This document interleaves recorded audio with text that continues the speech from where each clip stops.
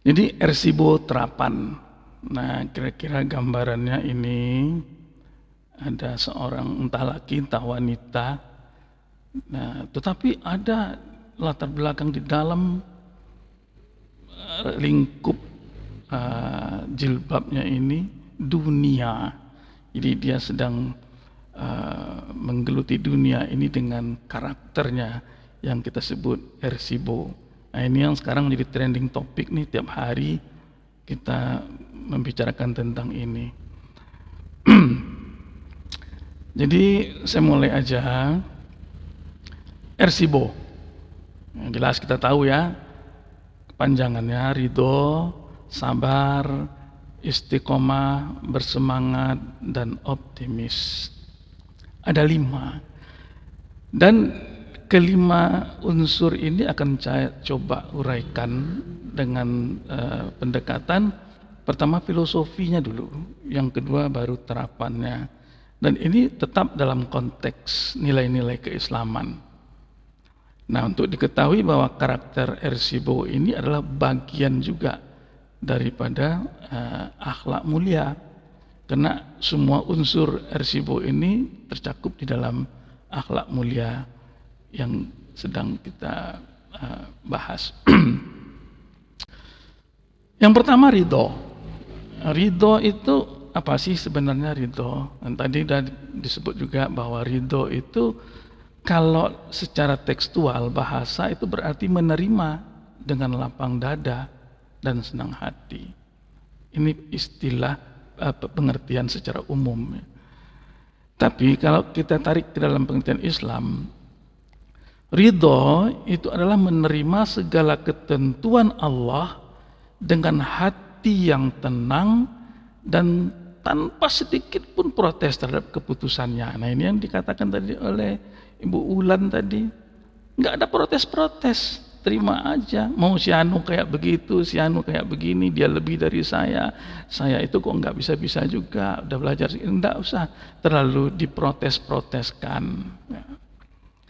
Dalam kaitan protes tidak boleh, tapi kalau dalam kaitan pembelajaran boleh kita bertanya, kok saya nggak berhasil seperti dia ya?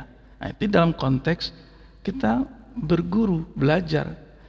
Tapi kalau terkait protes, enggak boleh. Karena Imam Al-Ghazali itu mencoba mendeskripsikan ridho itu tadi. Ridho tidak lepas sendiri. Ridho itu adalah produk atau buah dari kecintaan seseorang kepada Allah. Kalau tidak ada kecintaan kepada Allah, enggak akan pernah lahir rasa ridho itu. Yang ada mungkin malah rasa menggerutu atau rasa protes tadi. Tapi begitu dia cinta kepada Allah, maka yang keluar di hatinya adalah ridho terhadap segala ketetapan Allah. Jadi itu buah dari kecintaan kepada Allah. Orang yang mencintai Allah akan menerima apapun yang datang darinya. Ini konsekuensinya.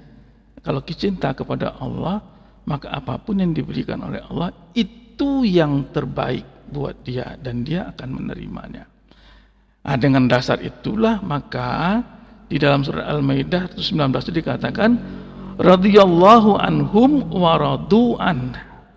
Allah ridho kepada mereka dan mereka pun ridho kepadanya.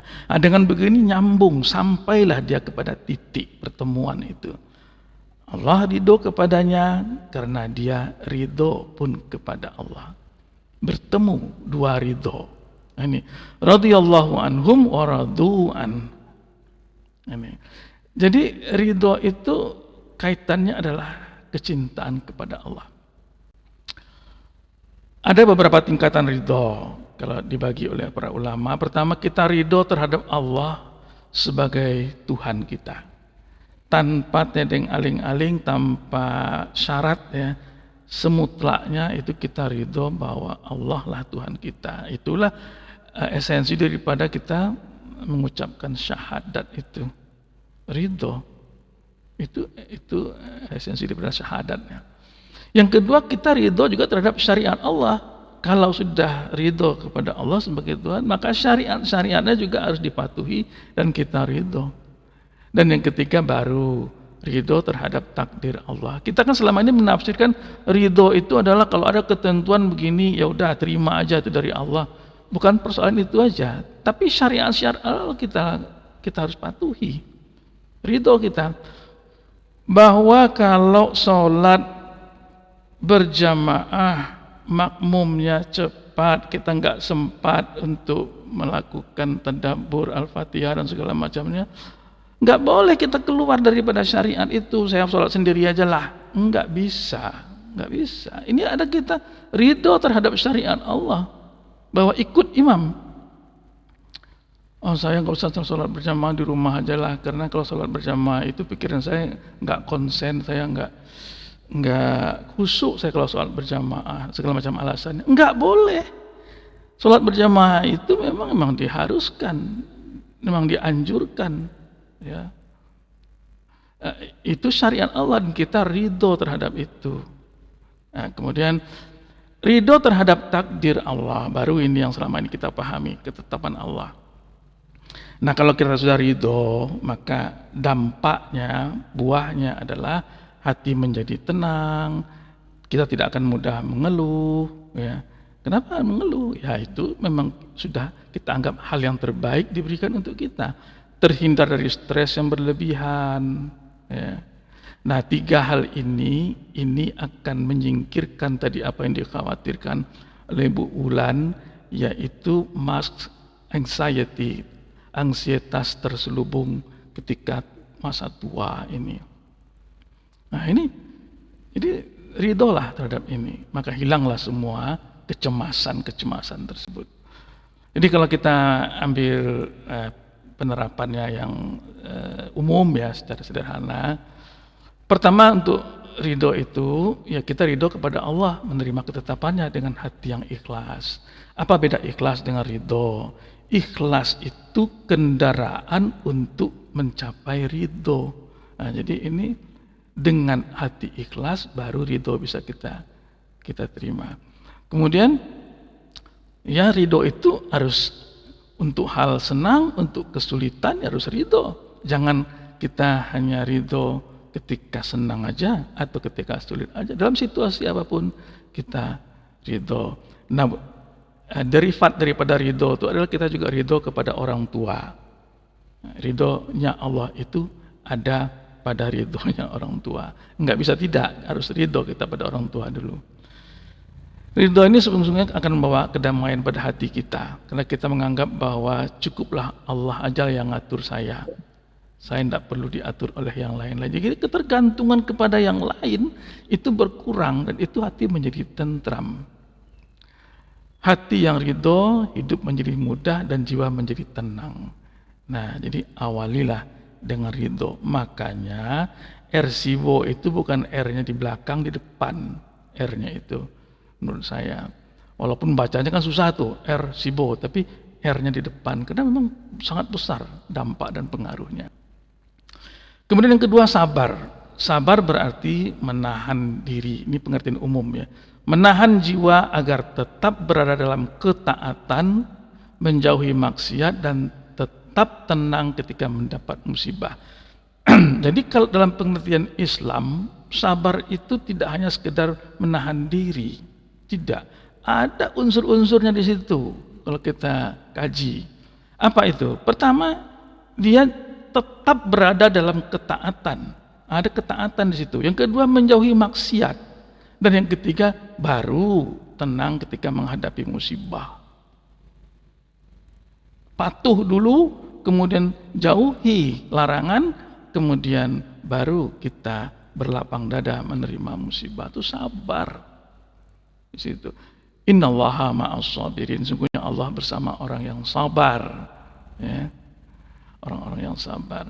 Rasul sendiri juga benar mengatakan, wa ma u'tiya ahadun ata'an khairan wa awsa'a minas sabr. Tidak ada karunia yang lebih baik dan lebih luas yang diberikan kepada seseorang daripada kesabaran. Nah, ini hadis riwayat Bukhari Muslim. Ini dasar daripada sabar itu harus kita miliki. Jadi tadi sudah dikatakan sabar itu ada sabar dalam ketaatan, sabar dalam meninggalkan maksiat. Ya. Walaupun kecil-kecil, nah jangan kita berpikir bahwa kan cuman itu, orang lain banyak kok yang lebih besar daripada itu diperbuatnya. Nah, tetap kita sabar meninggalkan maksiat, ya. Dan sabar menghadapi musibah yang diberikan oleh Allah, karena musibah itu adalah ujian dan kita memang harus terus diuji untuk Allah bisa tahu kita itu benar-benar orang berimankah atau orang munafikkah. Jadi keutamaan sabar ini, innama yuwaffas sabiruna ajrahum bighairi hisab. Nah, ini besar manfaatnya. Sungguhnya orang-orang yang sabar akan disempurnakan pahalanya tanpa batas. Orang yang sabar itu hitungan pahalanya itu betul-betul tanpa batas. Banyak sekali bonus-bonusnya. Enggak ada aturan 2 tambah 2 sama dengan 4 bagi orang yang sabar itu. Pahalanya akan banyak sekali. Nah, ini terapannya adalah sabar itu ya kita kan menganggapnya kalau menanti sesuatu harus sabar, ya ini dalam kehidupan sehari-hari. Ya, kalau kesulitan itu ini pasti ada kemudahannya. Nah, ini paham kita ini. Di balik kesulitan pasti ada kemudahan. Nah, itu akan memancing kita untuk tetap sabar. Nah, kemudian ketika emosi meningkat, marah, harus sabar. Sabar dalam artian apa? Mengendalikan emosi. Bukan melampiaskan, juga bukan menekan marah itu sampai merusak badan kita, juga tidak boleh. Tapi mengendalikannya. Sabar dalam berproses, kita nggak bisa langsung pandai saja, langsung baca sasmi 2 kali kemudian jadi khusyuk salatnya, tidak. Berproses dan itu dilakukan terus menerus, repetisi, berkelanjutan. Nah, itu dilakukan dengan sabar. Sabar itu kunci ketenangan hati dan jalan menuju kebaikan. Nah, ini yang R-Sibo ini yang komponen yang kedua ya. Nah, ini ujungnya tetaplah untuk kebaikan kita. Dan bersabarlah kamu, sesungguhnya janji Allah adalah benar. Kalau kita bersabar, maka apa yang kita harapkan, yang dijanjikan oleh Allah itu pasti kita akan peroleh. Ini Al-Quran Ar-Rum ayat 60 mengatakan demikian. Kemudian istiqomah, yang ketiga ya, istiqomah, R-C-S-I, ya, istiqomah. Istiqomah ini secara umum berarti teguh dan konsisten, tapi di atas jalan yang benar. Konsisten. Nah, Imam Nawawi itu pernah menjelaskan bahwa istiqomah itu adalah terus-menerus berada dalam ketaatan kepada Allah tanpa menyimpang. Jadi dia selalu berada pada jalan yang lurus. Tetap di sana, nggak nyimpang-nyimpang, nggak belok-belok. Nah, itu kalau menurut Imam Nawawi seperti itu.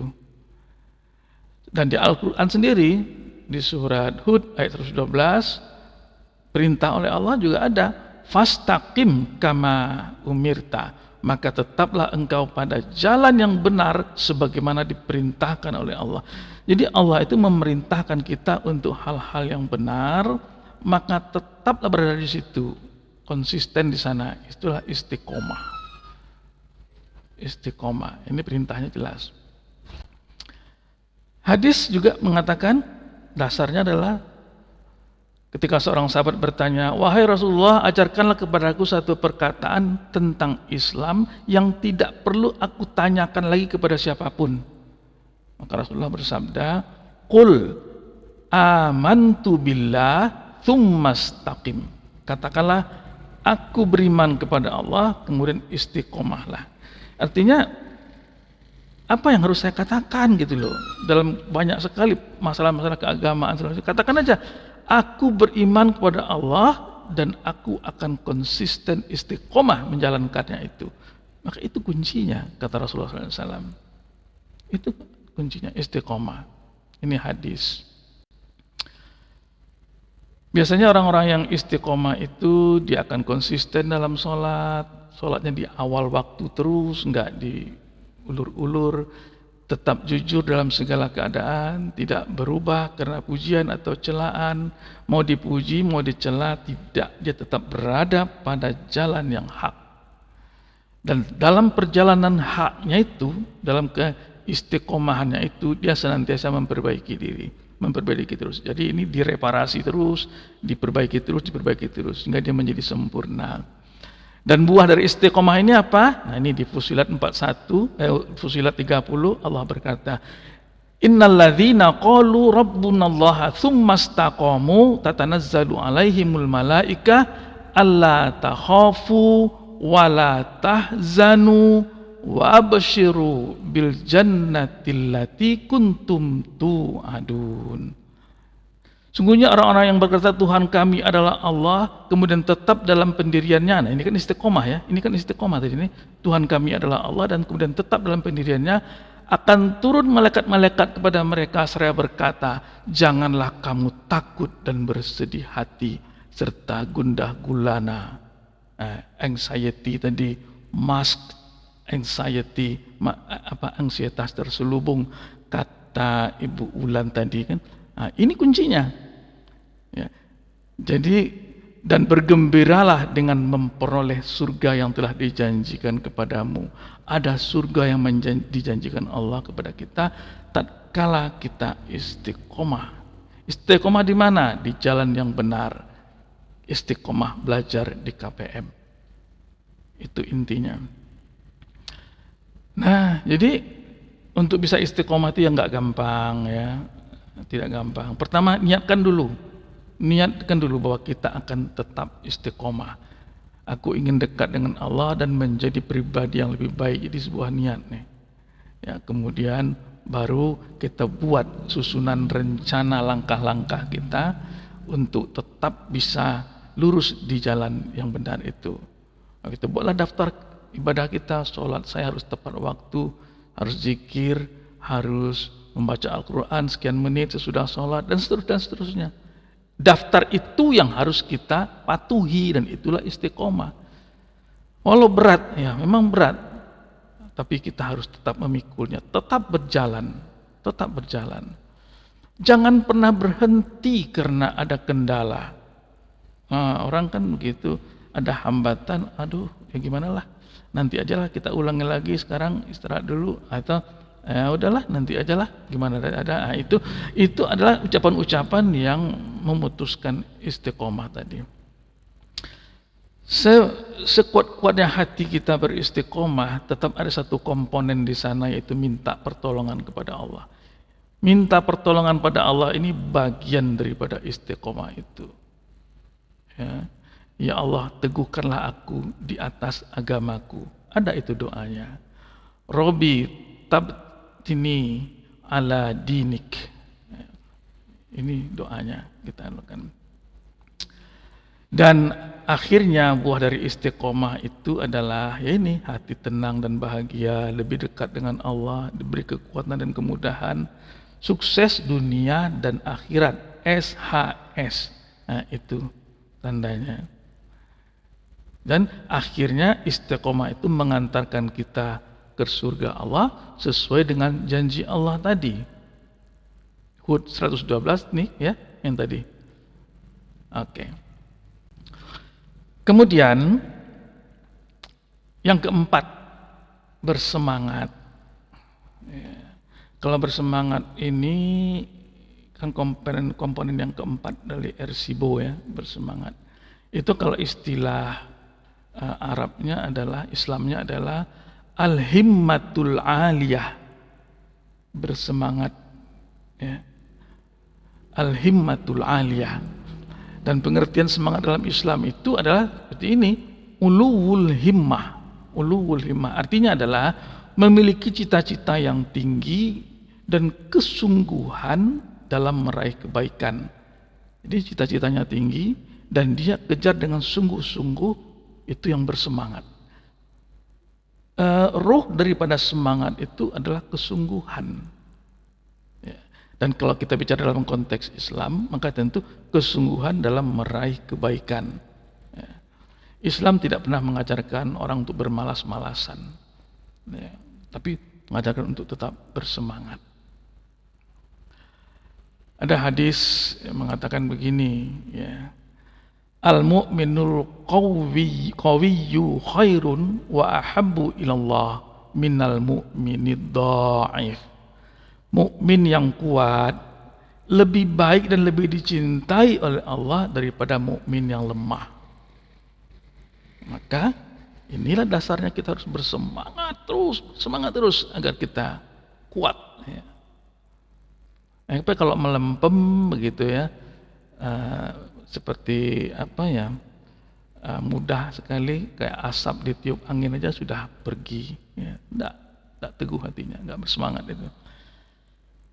Kemudian ini, ihris ala ma yanfa'uka wasta'in billahi wala ta'jiz.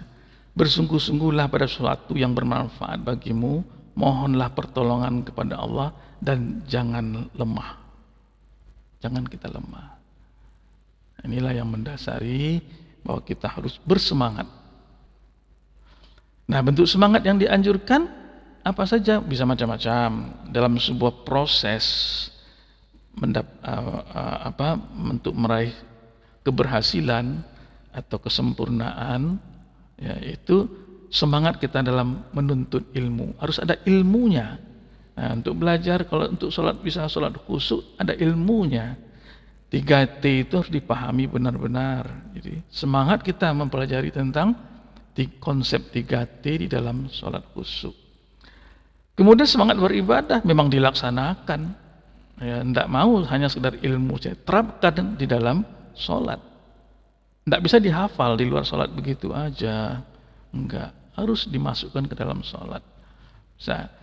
Kemudian semangat bekerja yang halal, artinya apa? Kalau sudah selesai sholat umpamanya, ya lakukan, terapkan itu dalam kehidupan amal sehari-hari. Jadi bekerja. Dan kemudian sebarluaskan, berdakwah. Kita harus juga semangat. Tidak cukup untuk diri kita saja. Wah, udahlah untuk saya aja lah, saya kan nggak bisa ngapa-ngapain juga. Enggak, berdakwah itu tanggung jawab semua orang, kewajiban semua orang. Dan kita harus tetap bersemangat berdakwah sesuai dengan bahasa kita masing-masing, ilmu kita masing-masing. Kemudian semangat memperbaiki umat. Umat itu adalah tanggung jawab kita. Maka ada semangat kita memperbaikinya. Inilah yang Mahdi kan. Mahdi. Kita ciptakan masyarakat Mahdi itu. Ini kan umat. Tanggung jawab pada umat. Itu harus semangat juga. Jadi mulai dari kita belajar KPM itu sampai beribadah, menerapkannya dalam ibadah, kemudian mengeluarkannya dalam bentuk amalan harian, kemudian kita serukan kepada orang lain dan kita perbaiki umat ini sebuah perjalanan dan itu harus bersemangat. Nah, ini panjang cerita bersemangat itu. Ya.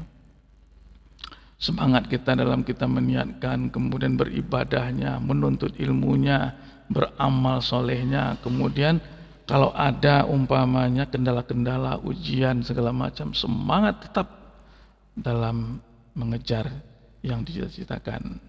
Dan satu lagi, bersemangat memperbaiki diri kita sendiri. Ya namanya iman itu kan naik turun. Kadang hari ini 90%, besok mungkin jadi 70%, besok turun lagi. Nah itu semangat memperbaiki diri supaya tetap berada pada